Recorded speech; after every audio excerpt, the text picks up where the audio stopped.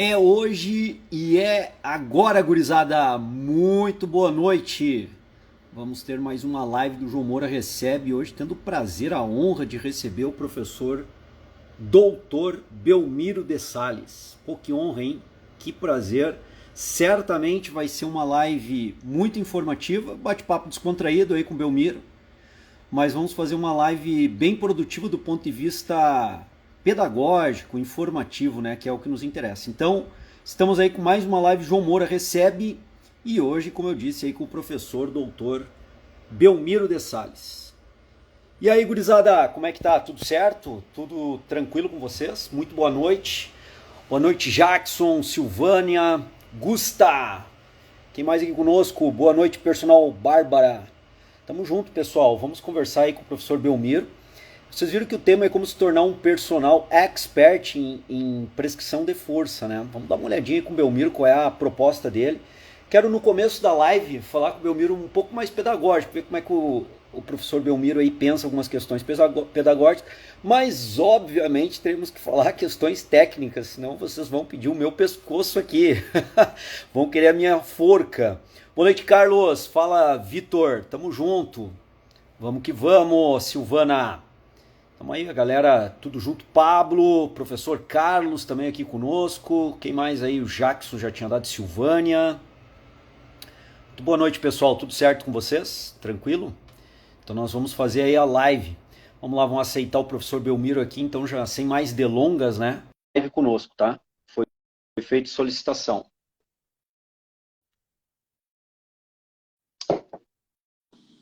Olá.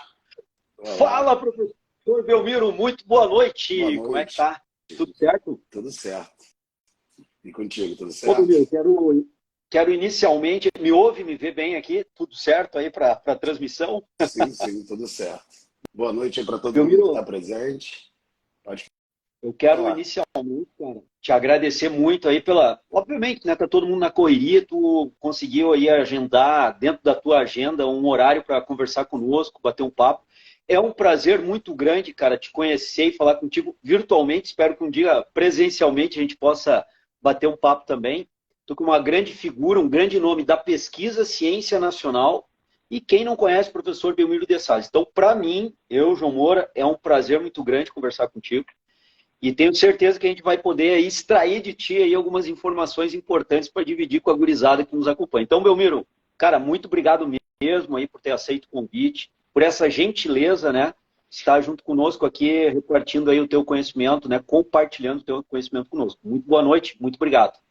Boa noite, João. Primeiramente, obrigado aí pelo convite, pela oportunidade. Também sou um admirador do seu trabalho aí de longa data. Agradecer também a todos que estão aí presentes, né?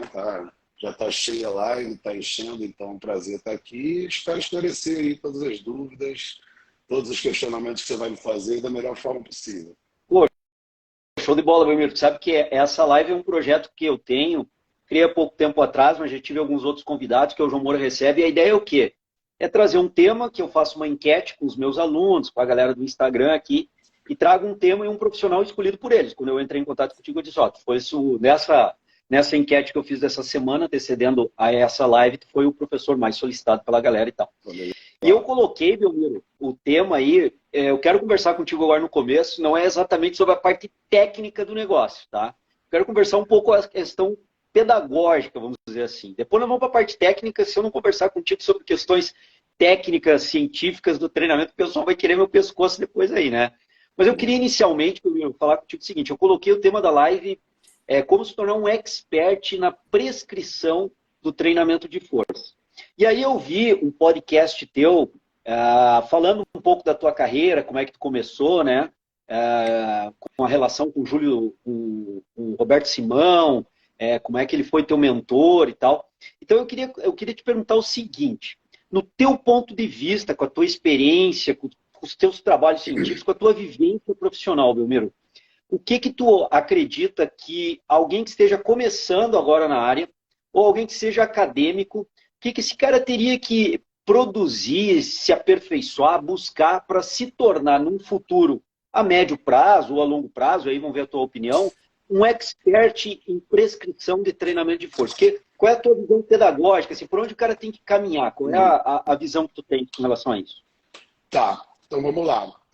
Você falou de duas coisas que são um pouco distintas, né? Porque eu vejo um expert em prescrição de musculação não é necessariamente o melhor personal possível, né? Eu acho que hoje o personal trainer ele depende de outras disciplinas para ser um profissional completo, né? Então, o expert em treinamento ele tem que sacar muito de treinamento. Ele não precisa necessariamente entender de atendimento, de marketing pessoal, de nada disso, né? O expert em treinamento ele tem que entender todas as nuances técnicas, teóricas e práticas do treinamento, né? Eu faço toda essa brincadeira da teoria à prática, eu brinco que é da prática à teoria, né? Porque o treinamento, mais do que tudo, a pesquisa surge da observação prática.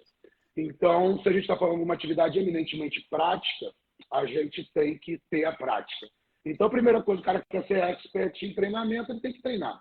Ele tem que experimentar no próprio corpo ali, da melhor forma possível, as progressões, né? O cara, principalmente se o cara quer ser um expert em treinamento e nunca treinou.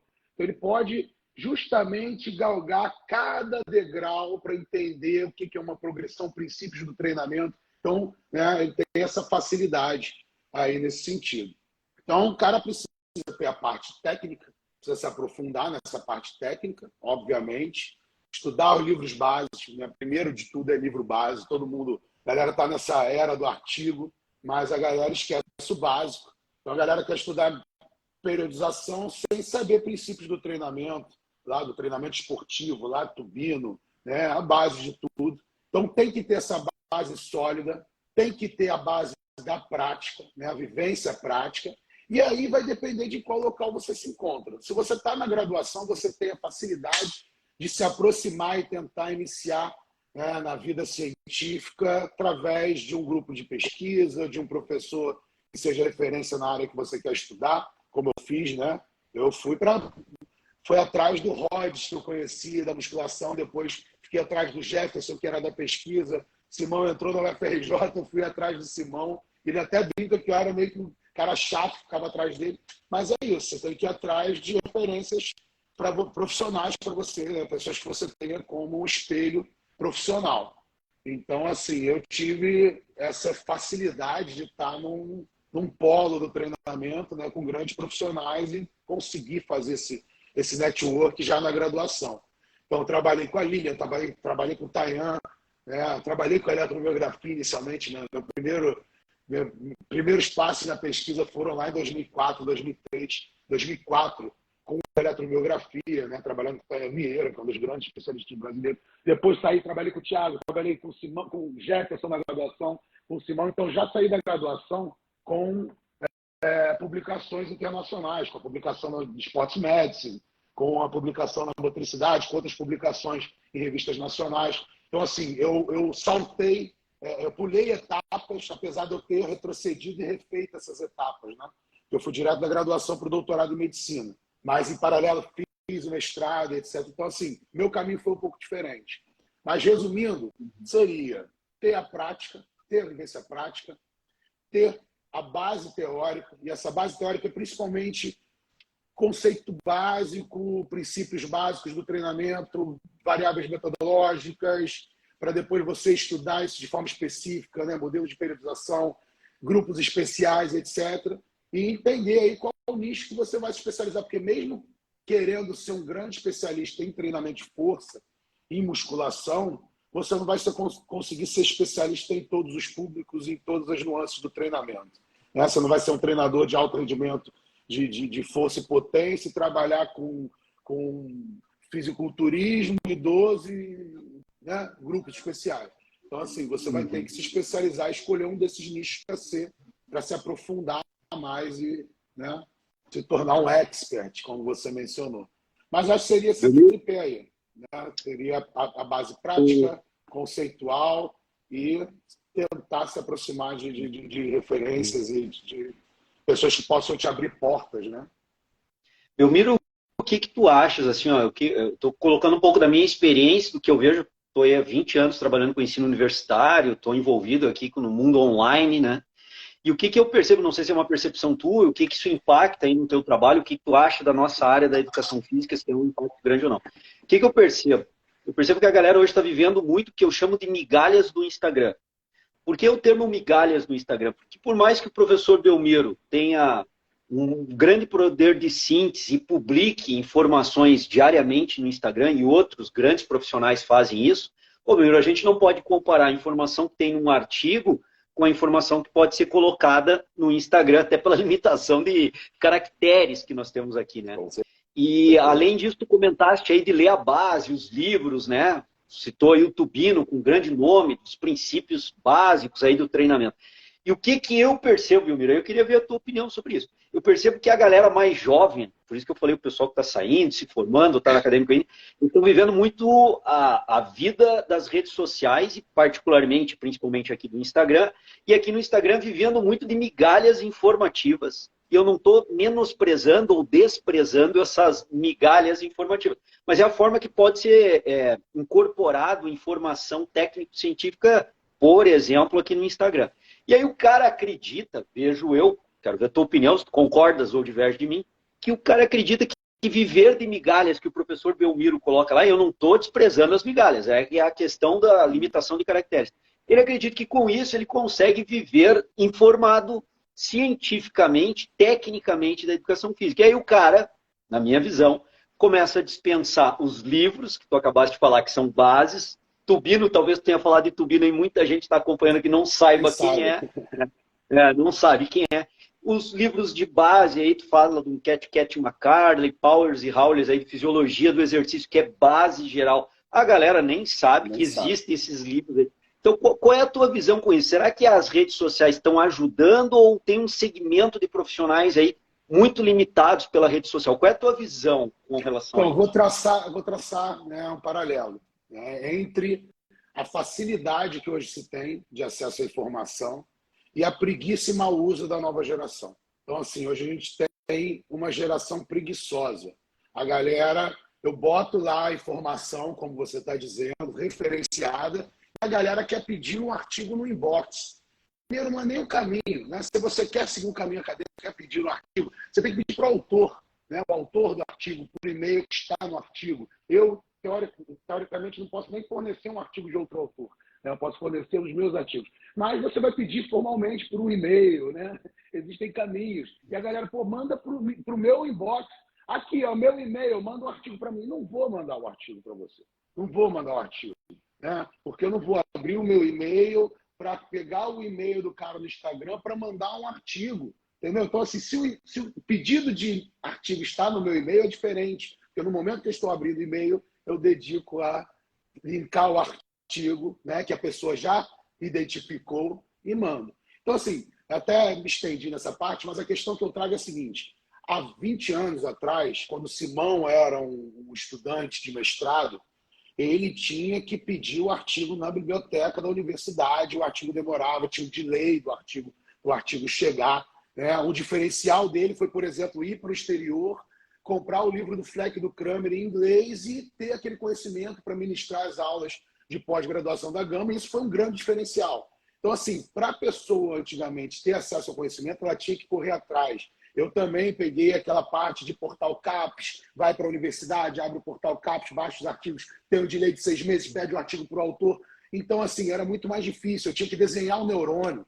Agora você entra no YouTube e você faz o caminho do impulso nervoso, entendeu? Em 3D, sacou? Então, assim, tem muita informação, o artigo sai, nem saiu ainda o paper, o artigo já está disponível no SciHub, num site para quem quiser acessar. Então, o acesso à informação é muito facilitado. E talvez, até por isso, a geração de hoje é uma geração acomodada que não quer correr atrás.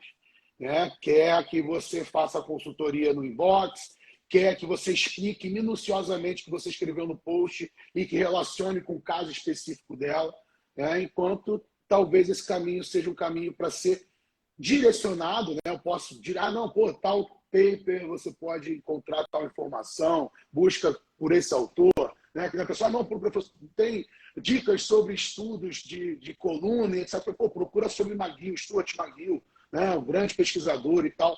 tudo que tiver dele você vai entender sobre sobrecarga. Então, assim, se a pessoa souber o caminho certo, ela consegue hoje galgar, né, alçar grandes voos, a gente pode dizer assim. Porque se tem muita informação, o acesso à informação é muito rápido, a produção de conhecimento é muito rápida. Eu mostro em aulas minhas o crescimento evolutivo da ciência do treinamento de força. E você vê que no início sei lá, década de 70, se produziam dezenas de artigos por ano. Né? Hoje saem dezenas de artigos por dia. A produção de treinamento de força quase que duplica a cada 3 anos. Né? Então, assim, tem muita informação e talvez até por isso as pessoas fiquem perdidas, né? E no meio de uma sociedade generalista, né? Também, né? Acabam não se especializando e não seguindo num nicho, né? Escolhendo um nicho para se especializar e viram profissionais generalistas que sabem um pouquinho de cada coisa e não sabem muito de nada, né? Até vi um meme esses dias. Pessoas me perguntam como fazer para trabalhar, treinar, estudar, ter vida social. E é simples, é só fazer tudo mal. Né? É mais ou menos isso aí. Então... mas tu falaste aí um detalhe importante, né, Belmiro? Quando eu estava há 20 anos atrás, aí no meu doutorado também, cara, tinha um negócio do Komoot, tu tinha que pedir no Komoot o artigo para mim. Então, quer dizer, o esforço na busca da informação, ele era muito maior do que hoje. Hoje é uma overdose informativa. Na verdade, hoje o problema é a overdose informativa que o cara se perde, como tu falou. Filtro, né? E aí eu acho que o grande... O problema hoje é além de ser preguiçosão e meio... E a lei do preguiçoso meio assim, pô, professor, passa o treino para mim, os caras são meio largados assim nessa questão, né? Os caras... é meio por aí. Então eu vejo assim, ó, e eles ficam meio perdidos nessa overdose informativa, e aí, Belmiro, eu acho um ponto importante, nos teus posts, nos posts do Mata, nos posts de todos os colegas que fazem, que tentam contribuir e ajudar, com essas informações em migalhas, como eu rotulo, né? Mas é para dar um direcionamento. Então a galera tem que buscar, daí, como tu falou, a referência, o professor ali para dar o caminho, para dar os caminhos a seguir. Agora, nós não vamos seguir o caminho pelo cara, o caminho é dele. Tu mostra o caminho para ele seguir, quem tem que seguir o caminho é ele.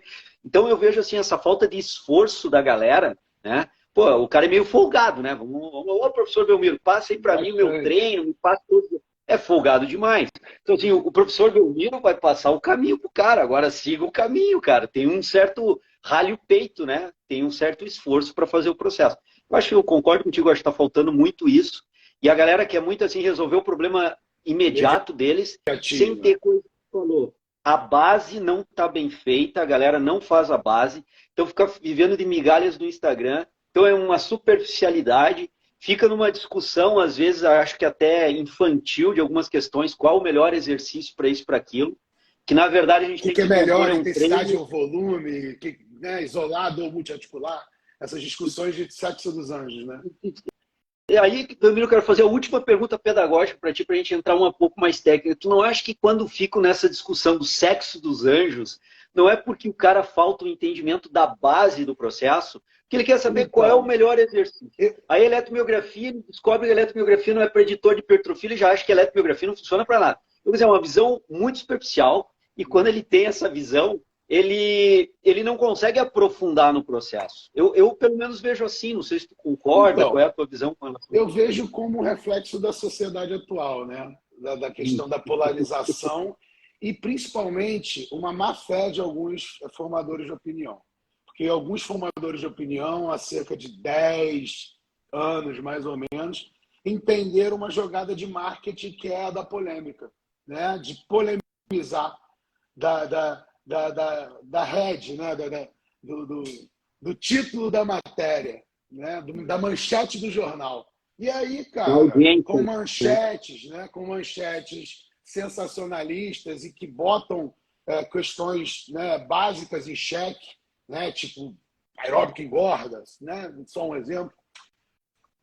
Acaba fazendo com que se crie essa polarização dentro do treinamento também, né? A demonização do exercício, a simplificação do treino, né? Então, pô, time efficient é excelente, mas a partir do momento que você começa a falar que time efficient é o melhor tipo de treino e é melhor do que um treino mais volumoso, etc., você acaba, né, gerando mais confusão do que esclarecimento e com base em falácias, porque a gente sabe que existe a dose-resposta, né? A gente sabe que o isolado para o iniciante é dispensável, mas conforme existe a progressão, necessita-se de trabalhar de forma mais específica o músculo. Né? Tudo vem lá dos princípios do treinamento que eu citei. Então, assim, quem entende de treinamento hoje não entra nessas polêmicas. Eu até brinco, às vezes, que eu peguei essa manha, né? Então, às vezes, eu uso um título de post um pouco mais polêmico, cadeira flexora é o melhor exercício para posteriores. E depois eu falo, não é bem assim, a amostra, né? Faço ponderações, né? Enfim, eu acho que é o papel do formador de opinião, né? E do cara que trabalha com ciência. Então, assim, além de tudo, tem pontos que eu defendo hoje, né? Que há pouco tempo eu talvez dissesse que não tinha nenhuma fundamentação para a gente falar ou defender, né? Hoje a gente já tem alguma fundamentação para falar em diferentes tipos de hipertrofia. Não sei se pode já falar em tipo associação de treino direto, né? Hipertrofia miofibrilar ou sarcoplasmática, mas existem já estudos que apontam caminhos. Né? Então, o que eu falava, por exemplo, era banal, que não se podia direcionar para o treinamento, hoje eu já pondero. Né? A falha que passamos por momentos que, né, todos nós acreditávamos que a falha era essencial para a promoção de resultados, hoje a gente sabe que não. Então, assim, eu estou sujeito a mudar de opinião. Né? E por isso eu tenho essa resistência em me posicionar de forma polêmica, né? Ou de forma condenatória. Tu tocou num assunto, cara, que eu acho extremamente viável a gente abordar um pouquinho, que é essa concepção que a ciência ela é mutável, não é uma verdade dogmática, né?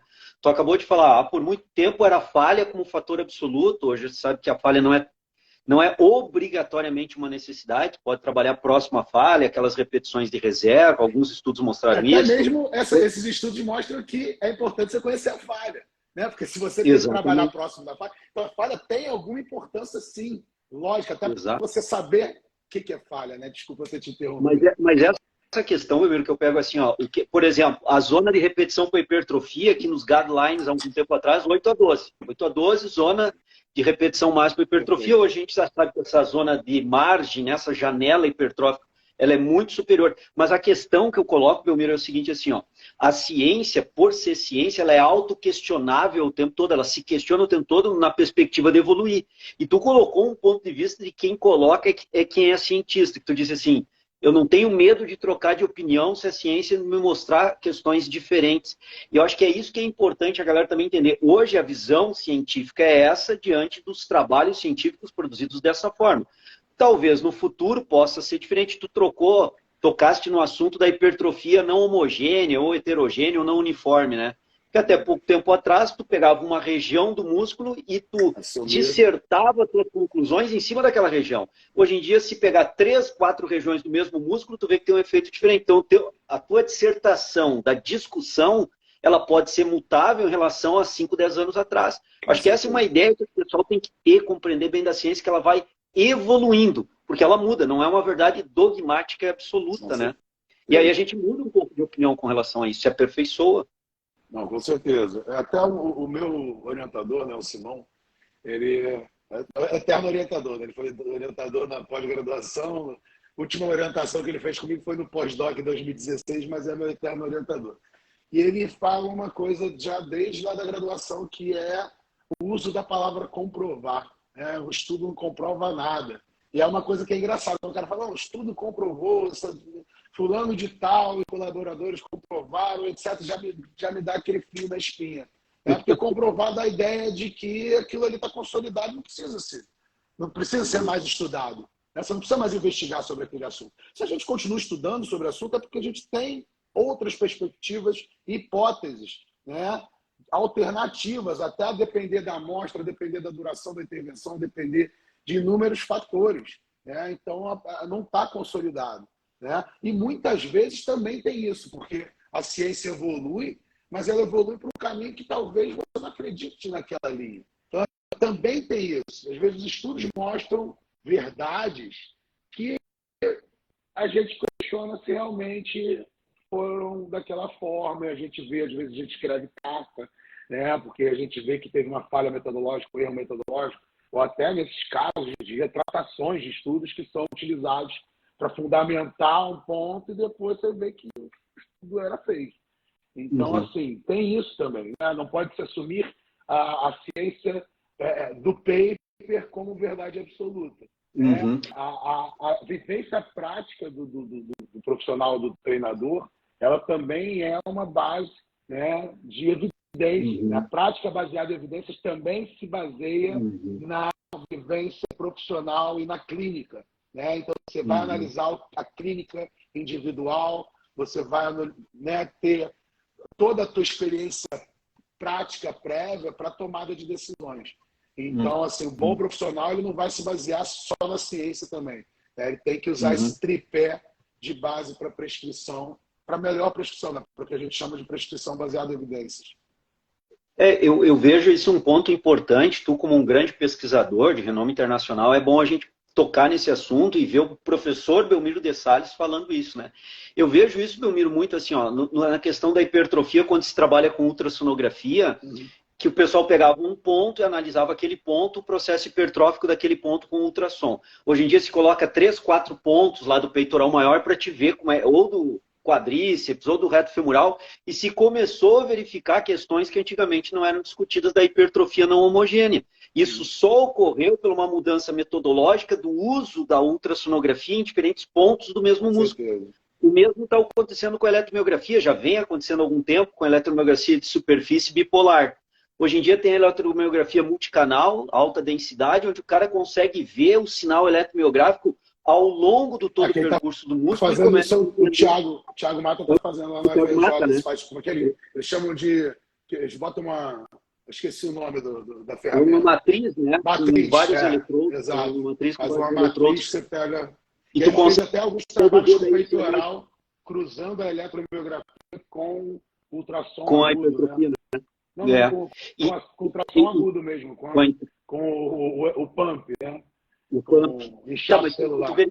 Verifica, a questão que eu coloco é o seguinte: antigamente, até pouco tempo atrás, a eletromiografia bipolar era o que tinha de melhor. Hoje em dia se tem a eletromiografia HD, alta densidade, com matriz que se coloca no músculo, e se consegue ver lá num stiff se o bíceps femoral ativa mais na região proximal a tantos ângulos, ou é a região distal que vai ativar mais. Bom, essa é uma informação nova que não se tinha até pouco tempo atrás, só se conseguiu com uma evolução das aplicações da técnica da ultrassonografia e da técnica da eletromiografia. Então, isso vai mudando o perfil das pesquisas que vocês fazem e do material que nós lemos produzidos por vocês, e a nossa atuação no mercado, ela tem que convergir agora com essa atualização das informações. Então, o profissional tem que estar sempre se atualizando, e é o atual estágio da ciência, mas futuramente ela pode trazer mudanças de interpretação por mudanças na técnica da eletromiografia ou da ultrassonografia, que é o que nós estamos debatendo aqui. Na evolução da qualidade da ferramenta, né?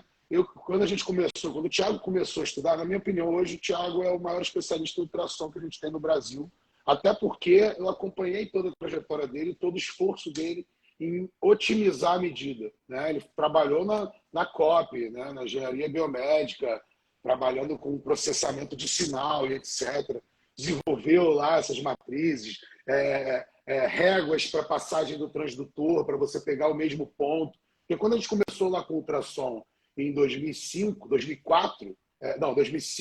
2006, as medidas eram feitas, a gente usava uma fita crepe, né? E a gente botava, marcava os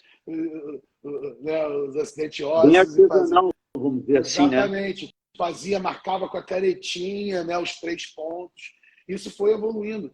E eu vejo hoje, né, uma grande evolução na área, mas muito ainda para evoluir. Porque, por exemplo, ninguém sabe fazer ainda direito, ou não se tem nem protocolos, estudos, que analisem medidas de arquitetura muscular do dorsal, do deltoide, do glúteo.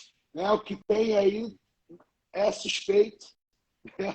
Porque realmente a gente sabe que o João está fazendo agora estudo com glúteo, com elevação pélvica, e a equipe tem que ser toda de mulheres para fazer análise. Então, os estudos que fazem análise de ultrassom em clínica terceirizada, e a clínica faz análise de todos os músculos de 100 pessoas, é suspeito. A gente já trabalhou com medidas no Exército, com 60 militares lá, da Escola de Sargentos da Marinha, treinando e fazendo a medida, e é uma loucura, né? Para se fazer essa medida de 60 pessoas, com, né, pessoas que dominam a técnica. Imagina pessoas que trabalham na clínica de ultrassom, fazendo ultrassom abdominal, ultrassom de órgãos, etc., para fazer ultrassom muscular, enfim. Então, assim, tem muita coisa para evoluir ainda, né? E tem muita coisa aí também suspeita, né? Então, uma dica aí para quem estuda, quem analisa, tem uns estudos que analisam a arquitetura muscular por ultrassom, a primeira coisa é ver se tem imagem, se o cara usou imagens da medida, se o cara mostra alguma imagem da medida. Já começa a seriedade do cara que trabalha com a medida séria, já começa por aí. O cara já apresenta a medida, mostra o que ele marcou como espessura muscular, o ângulo de penação que ele marcou, né? E até por aí a gente vê algumas bizarrices, assim, algumas marcações de ângulo de penação, né? Fora do padrão. Exatamente. Fora do ângulo. E a galera nem sabe, né? Porque o ultrassom, por que a ressonância é padrão ouro, ultrassom não? A ressonância hoje em dia, em termos de qualidade de imagem, é quase a mesma coisa. O negócio é o erro humano. É a mão da pessoa ali, na hora de medir, a pressão que ela bota na pele. Enfim, tem muita coisa, cara. A galera, então, às vezes se posiciona na internet sem saber todas essas minúcias que existem para fazer uma medida dessa. Aí eu acho importante, Belmiro, os posts que tu, Mata e os outros pesquisadores aí, né? O Brigato, o Charles Lopes, o Thiago Trindade, a galera coloca detalhando essas técnicas para que o nosso profissional que está no front, o cara que está lá atendendo o cliente lá no chão da academia, que não tem muito tempo para estar lendo, né, Belmiro? Ainda mais em língua inglesa, estudando. Aí eu acho que essas rotuladas por mim, migalhas do Instagram, vêm ajudar demais, porque ela vem trazer um detalhe da técnica, uma observação que o cara tem que cuidar. E aí eu vou te trazer uma outra observação minha, quero saber a tua opinião sobre isso. Quando a gente vai pensar em hipertrofia, né, eu tenho umas perguntas, já vou abrir as perguntas da galera, eles colocaram na caixa de perguntas aqui, já vou verificar e já abro para o professor Belmiro. Mas assim, Belmiro, quando a gente vai falar de hipertrofia, me parece hoje que o volume load rege as demais variáveis agudas da hipertrofia. De certa forma, é por ali que eu oriento o intervalo de descanso, que eu vou orientar a ADM, que eu vou orientar o número de exercícios por grupo muscular. Me parece que o volume load, quando ele é equalizado, em vários estudos que a gente vai analisando, inclusive saiu uma revisão narrativa que o Charles Lopes, junto com vários, não sei se estava junto, saiu ano passado, é uma revisão bem tranquila de ler, que ele mostra, assim, tu vai lendo cada tópico das variáveis agudas de carga e vai fazendo um cruzamento nessa revisão narrativa e sempre o volume load é o cara que está regendo o negócio por ali, né? Tu diria que o volume load é realmente a variável que orienta as demais variáveis agudas até um certo ponto ou não? Tu tem uma visão diferente? Então, na verdade, não sei se você leu, né, mas a gente tem um paper que saiu no final de 2017, que foi o divisor de águas nessa área, né? Na verdade, é uma revisão narrativa publicada na Sports Medicine. O André é o primeiro autor, eu sou o segundo autor e Gabriel Trajano é o terceiro autor. E nela o título é volume, a variável mais importante para medidas de hipertrofia e saúde. E a gente disserta sobre isso. E nesse momento que a gente faz esse paralelo, a gente vai falando, quando se equaliza o resultado é igual, quando não se equaliza em um dos grupos tem um volume maior, o resultado é melhor, né? E dali, que é justamente esse contraponto que eu tentei fazer entrando na internet. O contraponto para treinamento time efficient é a melhor coisa que tem, o treinamento, existe um teto de volume do treinamento. Então, nessa revisão, a gente fala isso, né? Volume é a variável mais determinante em termos de resultados hipertróficos. Quando se equaliza o volume, os resultados normalmente são similares, independente da variável analisada. Quando se tem diferença, aí sim, a gente pode dizer que aquela variável realmente é influente, né? Porque são volumes iguais. Então, se só muda uma variável, a gente pode dizer realmente que aquela variável é influente, né? Mas, normalmente, quando não se equaliza e um dos grupos tem maior volume, esse grupo que tem maior volume tem melhores resultados. e que até hoje não existe um teto, né? A gente brinca até com essa questão do teto na relação dose-resposta do volume, né? E aí a Teoria galera do 1 começou a... invertido, ela é válida para esse teto, Belmiro? Então, A teoria do... a gente fala exatamente disso. No resumo, a gente fala da teoria do mundo invertido e que ela é óbvio que ela é válida. Só que esse teto está muito longe de ser encontrado, entendeu? Se a gente for ver os estudos, eles têm uma relação dose-resposta ascendente, até 45 séries para quadríceps, porque foi o máximo que foi estudado. Tem alguns outros estudos que mostram uma estabilização do ganho a partir de determinados volumes, 20, 30 séries, alguns para força, outros para hipertrofia, mas isso depende da amostra. E a gente vai para a prática, a gente vê bodybuilders fazendo 80 séries semanais e tendo resultado. Ah, mas os esteroides... Mas a gente está falando da Fórmula 1, então a gente está falando do teto, né? Estamos falando do topo Você acredita que esse teto ele vai ter uma variação em relação ao nível de condicionamento, né? Com O indivíduo certeza. iniciante, intermediário? Primeiro, vai ter de acordo com o nível de condicionamento. Segundo, a ciência mostra que é dependente da experiência prévia.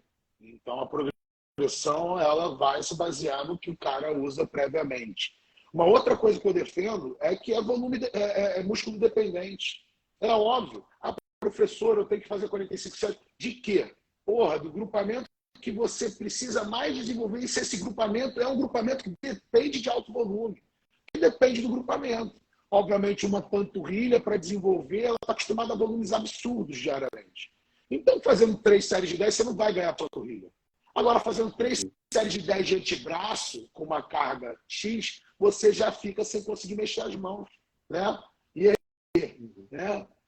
Seria até, em termos de segmento corporal, seria o equivalente. Né? Mas, obviamente, demandas de membros inferiores são muito maiores que membros superiores. Então, o estudo lá do Brigato, né, até o do Schoenfeld, mostra um teto para membros superiores, para aqueles caras próximos de 30. Para membros inferiores já chega a ser um pouco mais. Né? O Schoenfeld mostra. Eu acho que isso é dependente do indivíduo, dependente do grupamento muscular trabalhado, né? Das necessidades do cara. Se a gente for pensar a relação isquiotibial quadríceps, né? Ou relação HQ, a gente vai ter que equilibrar esses volumes para não desenvolver uma disfunção ou não gerar uma progressão numa disfunção. Né? Então, assim, é muito mais complexo do que a galera imagina. Mas eu vejo nessa revisão até que o Charles Lopes capitaneou, né, do ano passado, por vários tópicos, Belmiro, ele coloca assim, ó, fazer um monitoramento individual, né, do ponto de vista prático, a cada tópico, né? O Jonato estava nessa revisão também, do ponto de vista prático, monitore. Eu acho que é a forma mais adequada do cara que está no front, manipula, porque uma coisa que me chama a atenção Belmiro, nos estudos, quando eu olho, eu dou sempre uma olhada no desvio padrão, cara. Eu vou na média, a média foi aquele comportamento, mas e o desvio padrão? Aí tu vai lá olhar o desvio padrão, calcula o coeficiente de variação, ele é quase, às vezes, metade da média. Então, teve gente que foi muito acima daquilo lá e teve gente que foi muito abaixo. Então, quer dizer, a variabilidade em cima das respostas agudas ou crônicas do treinamento de força, eu vejo que assim, é uma variabilidade muito grande. Certeza. Então, o cara que está no front, ele tem que ter essa clareza, porque o cliente dele pode ser o cara da média, pode ser o cara 2 desvios padrões acima da média, ou pode ser o cara 2 desvios padrões abaixo da média. Não, e a galera entende que isso é muito mais abrangente, né? Porque eu vou no Harvard agora, no domingo, eu vou apresentar a aula sobre classificação do nível de treinamento, que a gente fala do modelo de classificação com base em 4 parâmetros, 5 parâmetros, né? Que a gente desenvolveu em 2020, está sendo utilizado tanto na ciência quanto na prática.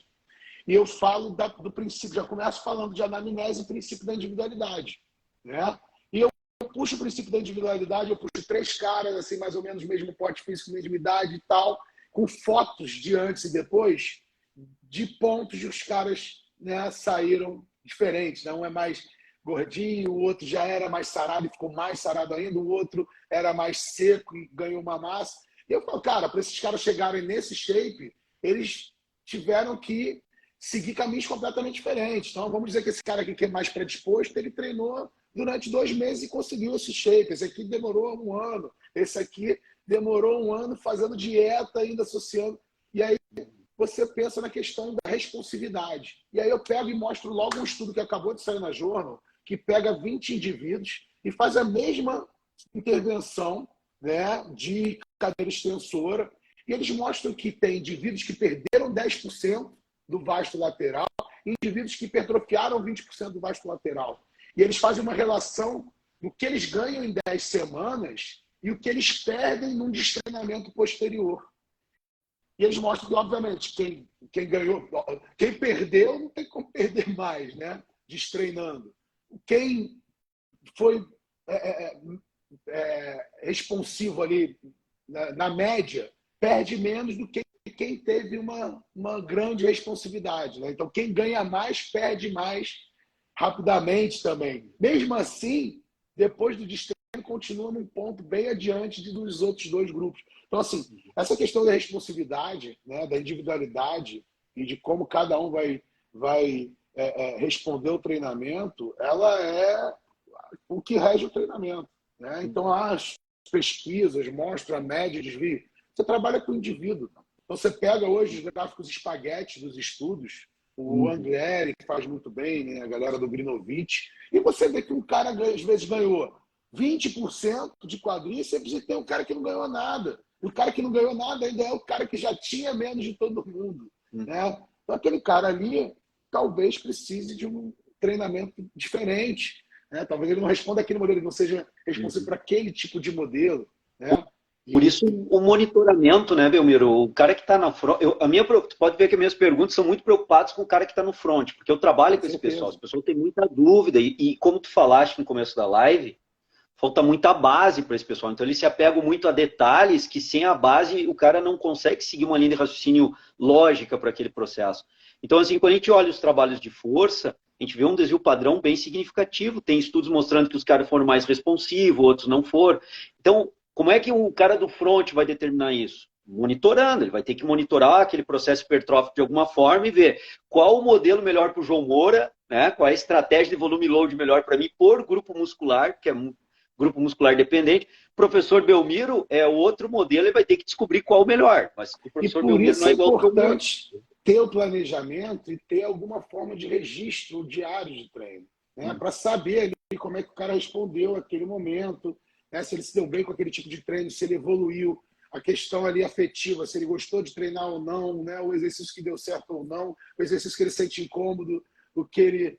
Né? Então, isso tudo... O que tu tem visto, Belmiro? Tem visto o pessoal registrando, monitorando o treino? Porque na minha região, eu falo para ti, eu estou em Blumenau, Santa Catarina, e na minha região aqui, cara, o pessoal não anota, não registra nada. É um negócio assim que tu não sabe de onde sai aquele treino. Acho que é meio tipo o coelho da cartola, meio mágico. Assim, mediúnico. A galera olha para a cara da pessoa. No olhômetro, assim, coelho da cartola, eu falo. É mágica, né? Sai do nada aquele coelho da cartola. Como é que é na tua região? O que tu tem visto? O pessoal tem monitorado? Ou também está nesse aí de mágica, assim, no treinamento? Então, na verdade, a galera que faz, né, meus cursos, que está mais próximo a mim, sabe da necessidade disso, né? Primeiro, em saber classificar, saber identificar os objetivos, necessidades do novo aluno, do aluno antigo, né? E fazer um planejamento em longo, médio e curto prazo, testar para ver se esse planejamento está dando certo, porque o planejamento nem sempre vai ser o que a gente vai seguir, né? Às vezes a gente planeja algo e isso muda ali no primeiro treino, já tem que mudar muita coisa. Então, assim, quem está próximo a mim, eu tento passar isso ao máximo, né? Mas o que eu vejo na academia é muita gente fazendo treino mediúnico, né? Aquele treino o que vai fazer hoje, professor? Fez ontem quadríceps, né? Vamos fazer posterior hoje. Foi bom, hein? Treino mediúnico. Chama uma entidade, a entidade sopra no ouvido, tal carga, né? Não tem como o cara fazer uma progressão de estímulos sem ele, né? Eu costumo falar. Se você tem cérebro de elefante, ou se você só treina um aluno, você vai conseguir lembrar de todos os treinos do cara. Isso já, a partir de 3, 4 semanas, já começa a falhar o que você estava fazendo antes, né? Então é essencial que a gente tenha um registro ali. Isso é simples, cara. É pegar e ter no bloco de notas do celular ali o que você planejou e no final dá um check-out ali, ó. Isso deu certo, aqui eu fiz menos séries, aqui eu interrompi antes, aqui esse exercício. Entendeu? Isso é mole, cara. Isso para um personal é mole. E nem precisa disso. Se o cara for mais preguiçoso, abre o gravador do celular e fala: ó, hoje ele fez não sei o quê, esse exercício não sei o quê. Blá, blá. E você grava um áudio de 1 minuto, você tem o referencial dos treinos anteriores. Então, assim. Perfeito. Belmiro, estamos indo por finalzinho da live aqui, tá? Eu tenho uma última pergunta para te fazer. Eu dei uma olhada na pergunta da galera aqui, elogio da live, falando que o professor Belmiro é top e tal. Depois eu vou abrir aqui para te ver os elogios. O pessoal de Portugal também está acompanhando e tal. Mas assim, ó, minha última pergunta para ti, para mim é uma pergunta, não é capciosa, cara, mas é uma dúvida cruel que eu tenho, tá? E não sei como é que tu enxergas aí. Por exemplo, o lance do volume load em exercícios multiarticulares, né? Numa remada, cara. O cara tá fazendo uma remada curvada. Tu tá tendo uma flexão do cotovelo, uma extensão do ombro, então tem músculo atuando lá no ombro e músculo atuando concentricamente naquela flexão do cotovelo. A questão é, eu vou calcular o volume load, tem uma quilagem lá e eu vou calcular com séries, repetições e quilagem. Tá? Que peso, né? Carga que tá lá. A questão é, tu vai colocar pro bíceps a mesma quilagem que o cara tá considerando com um latíssimo do dorso numa remada, ou tu vai equalizar de alguma forma isso, cara? Como é que tu... O volume load, na verdade, é uma medida interessante para acompanhamento, não para prescrição. Tá?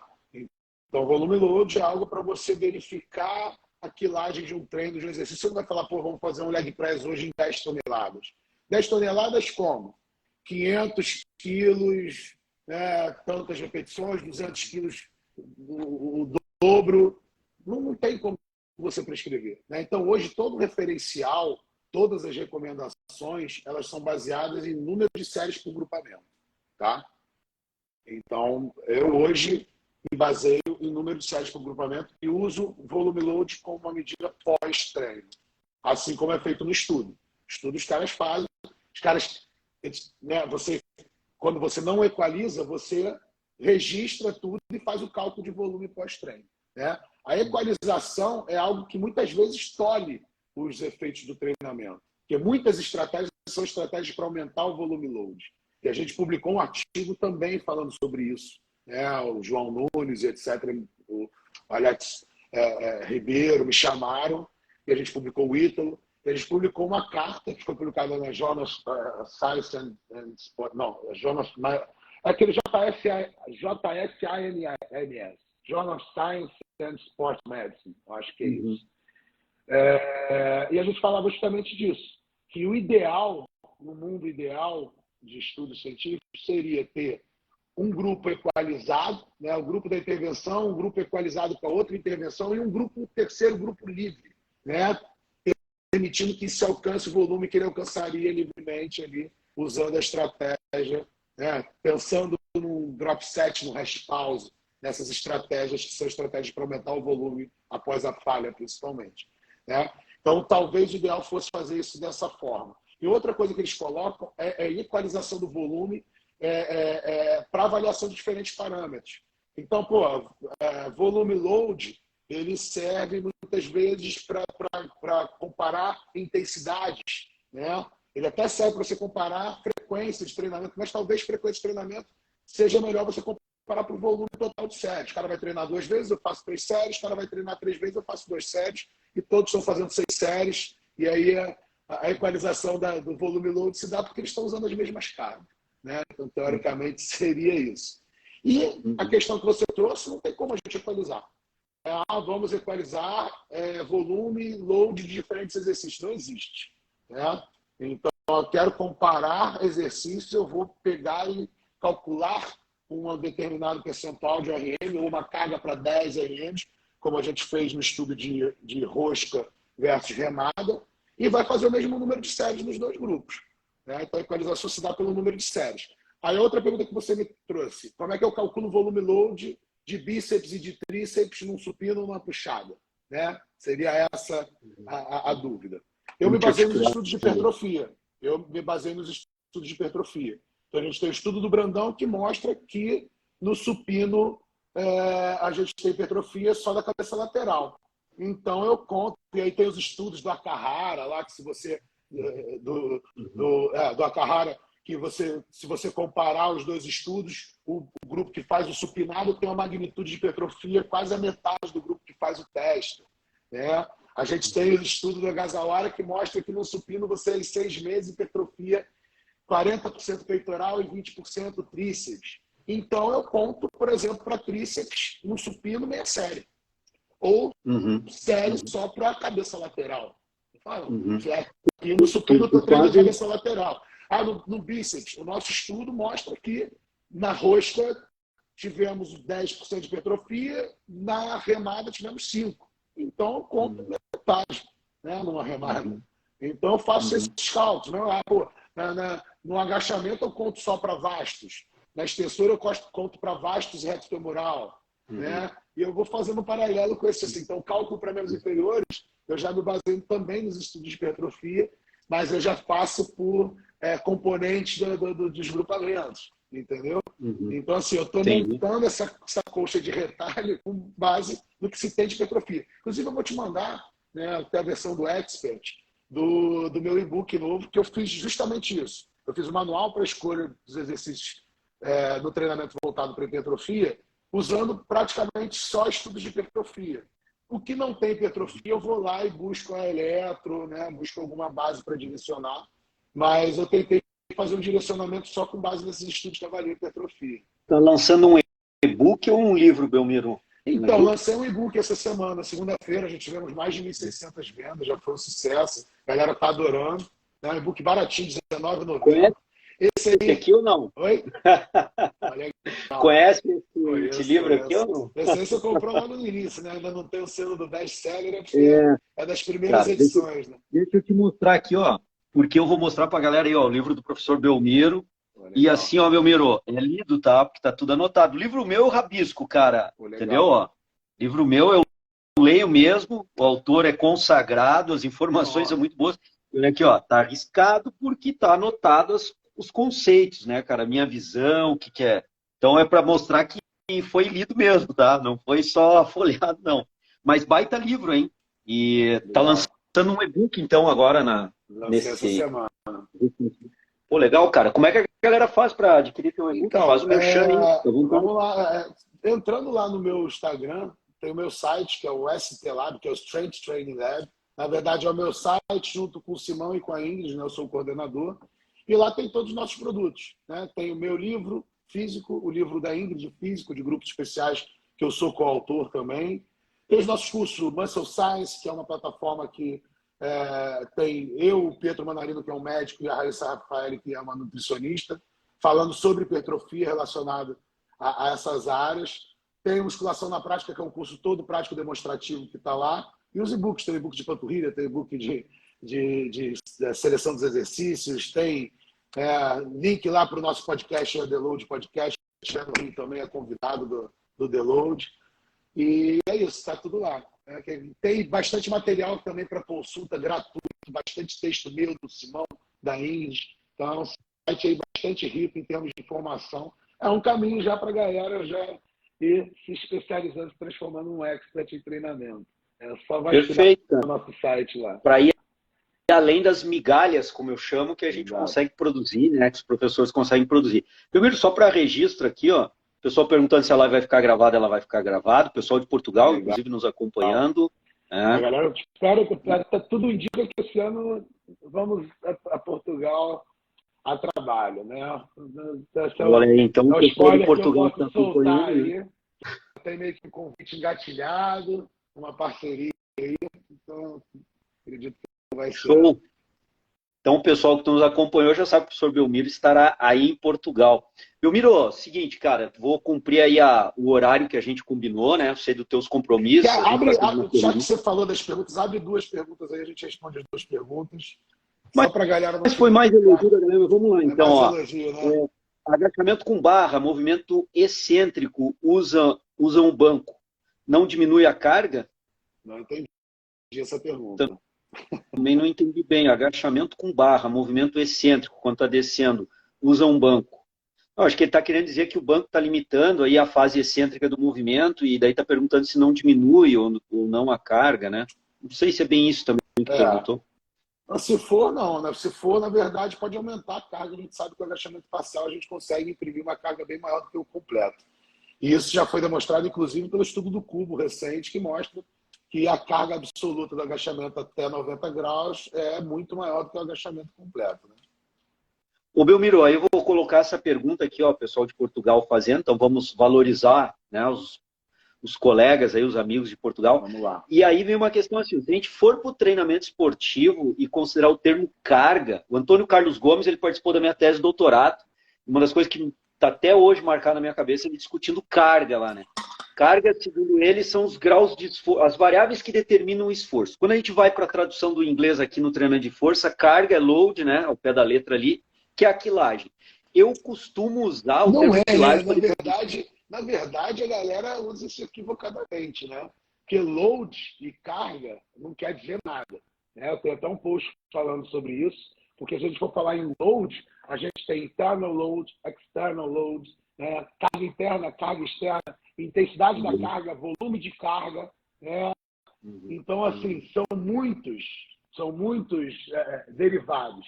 Então, assim, Mas tu acha que a galera confunde com o peso, como foi colocado aqui, muita gente confunde carga com a quilagem. Intensidade da carga. Intensidade da carga tem relação com a quilagem porque a gente está falando de massa. Na verdade, peso também não existe, né? Peso é um termo equivocadamente usado, eu falo também, mas o certo seria massa, né?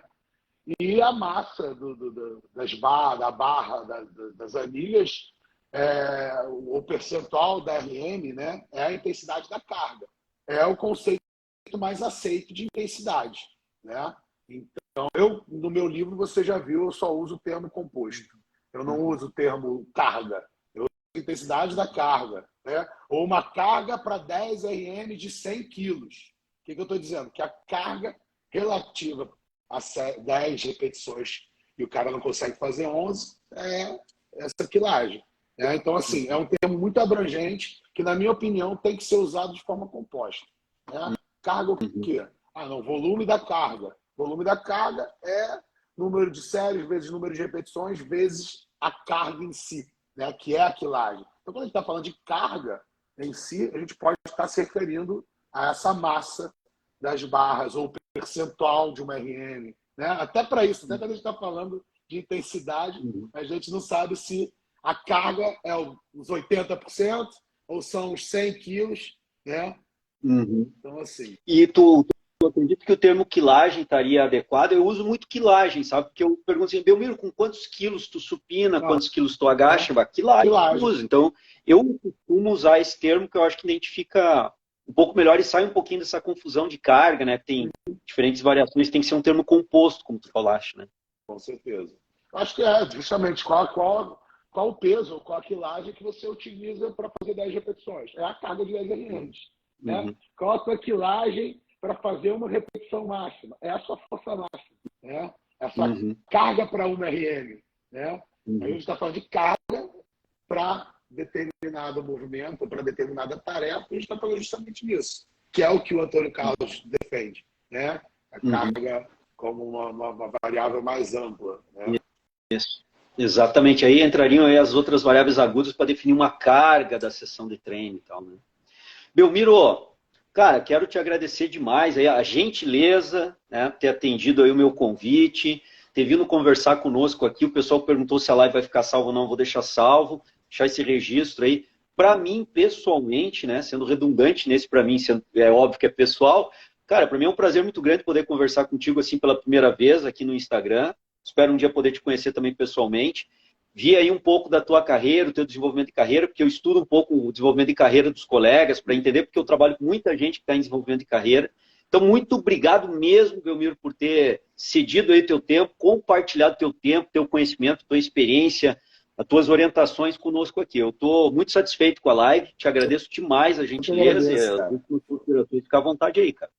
Cara, foi um prazer, né? Adorei trocar essa ideia, foi bastante proveitoso, um aprendizado também, né? Então, estamos aí. Obrigado aí pelo convite e obrigado aí a todos que nos acompanharam até esse momento. É um prazer. Beleza, Belmiro. Até uma próxima. Então, muito obrigado. De alguma forma, se a gente puder ajudar de alguma forma, e singelamente, estamos sempre à disposição, tá? Pode contar Também, comigo aí. conte comigo também. E quando vier para o Rio, vamos ver se a gente marca uma visita lá ao Deload. Feito. Demorou? Belmiro, brigadão. Galera que nos acompanhou, uma Valeu. boa noite para vocês e até uma próxima. Valeu, Belmiro, mais uma vez, galera. brigadão, tá? Valeu. Valeu. Até Tchau, tchau. mais. Abraço. Um abração.